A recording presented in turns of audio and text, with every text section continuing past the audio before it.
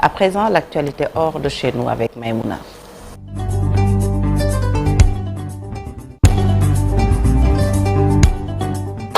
L'actualité internationale que nous démarrons, Maïmoun, au Nigeria, les populations ont envahi les rues de Lagos pour poursuivre leurs protestations. Ceci, Fatih, malgré l'appel du président à suspendre les manifestations, ces séries de protestations communément appelées jours de colère sont menées pour lutter contre la pire crise du coût de la vie au Nigeria. Les manifestants ont également été inspirés par d'autres jeunes au Kenya qui ont organisé des rassemblements le mois dernier contre une augmentation fiscale prévue. Au Bangladesh, la première ministre a démissionné et fut du pays suite à des semaines de manifestations, des manifestations contre un système de quotas pour les emplois gouvernementaux. Des milliers de manifestants ont pris d'assaut sa résidence officielle et d'autres bâtiments associés à son parti et d'autres bâtiments. Sa famille aussi menacée d'aggraver la situation dans ce pays densément peuplé à la frontière de l'Inde.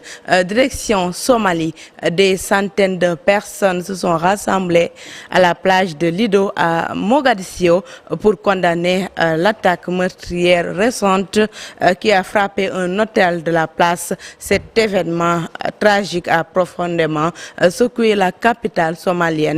Le ministre somalien de la Santé annonçait déjà vendredi lors d'une conférence de presse que l'attaque survenue avait causé la mort de 37 personnes et fait plus de 200 blessés. Et puis retenez que 9 employés de l'agence de l'ONU pour les réfugiés palestiniens seraient impliqués dans les attaques du Hamas du 7 octobre en Israël, selon l'enquête de l'ONU qui portait sur 19 personnes. Le porte-parole adjoint du secrétaire général de l'ONU précise que l'agence allait mettre fin à leur contrat. De leur côté, l'armée israélienne a réagi à cette enquête interne, estimant que l'Agence des Nations Unies pour les réfugiés palestiniens avait atteint un niveau plus bas.